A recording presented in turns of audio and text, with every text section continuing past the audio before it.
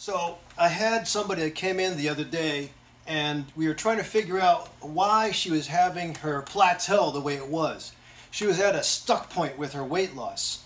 And I always try to evaluate mindful practice, nutrition, and activity level in anybody that I get, or at least try to make a lifestyle change with. So journey is usually kind of confusing, but as long as we have a goal, we're on the same page, and we can find maybe weaknesses and strengths, I think there can be something of a journey designed. So in her case, she said her activity level was a lot.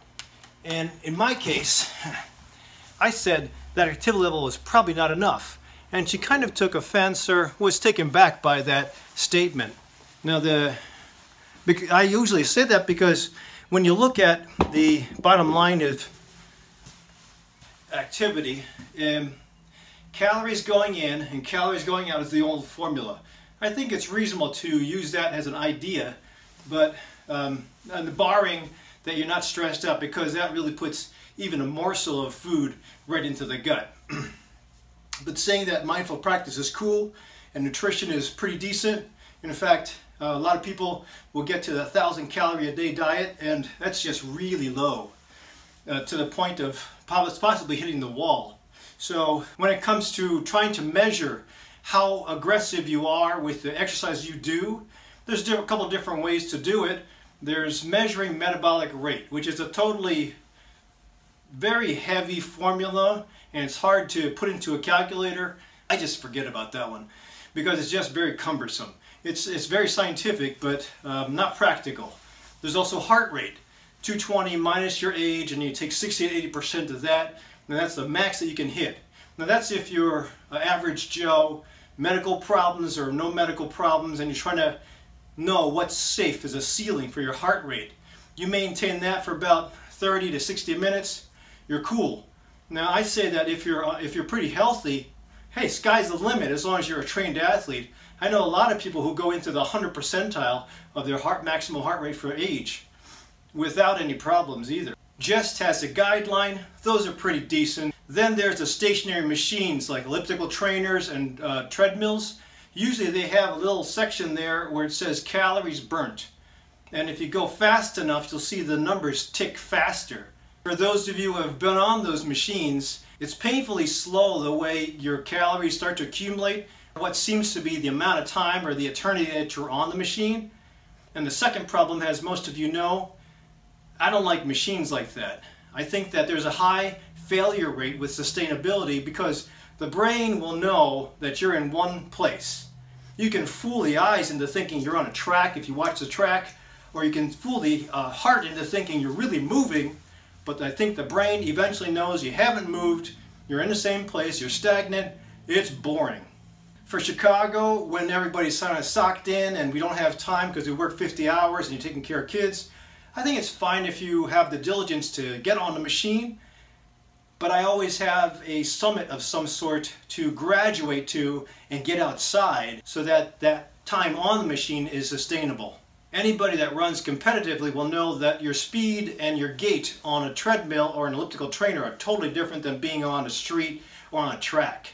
There's also the step counter that tells you over the course of 24 hours how many steps you've accumulated in a day. That's a pretty good measurement for at least keeping up with your activities while you're doing something else, say while you're working, or while you're taking care of your kids, or while you're doing chores. You can kind of get a reminder just by glancing that, okay, you've hit the 10,000 mark.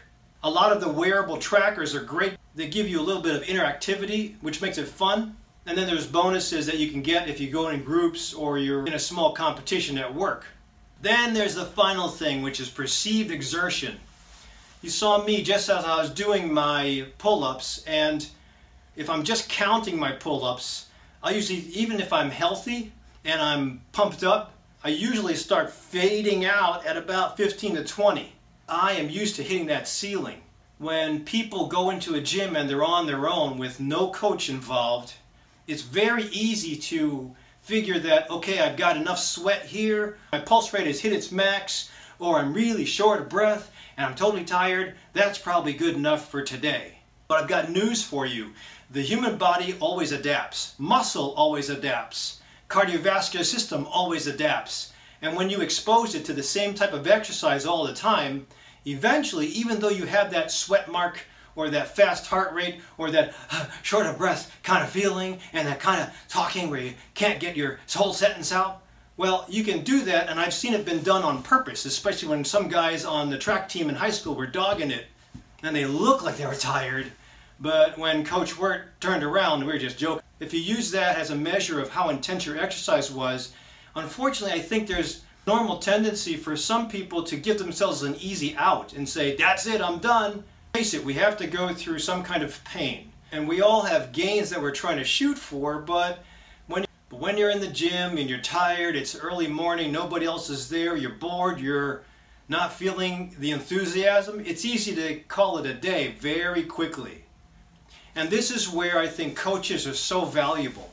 If you have a physical therapist keeping their eyes on you, if you have a personal trainer keeping their eyes on you, if you have a deadline and or a competition where you measure yourself up to others, it's harder to dog it. It's harder to take it easy. You are less likely to stop short and say it's enough. The opposite token, when you do have a very inspired group that's pushing aggressively, when you're fading and you can hear the energy of the group, you know that gets you going and motivated to push a little harder. 110% used to be a mantra when I was growing up. It's because when you're with the collective consciousness of a group that is all embarking on the same goal of ultimate fitness, you can be driven to numbers and intensities you'd never hit before.